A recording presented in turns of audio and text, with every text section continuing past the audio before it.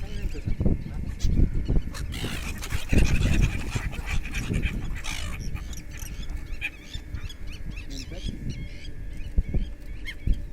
तुला आलता का फोन?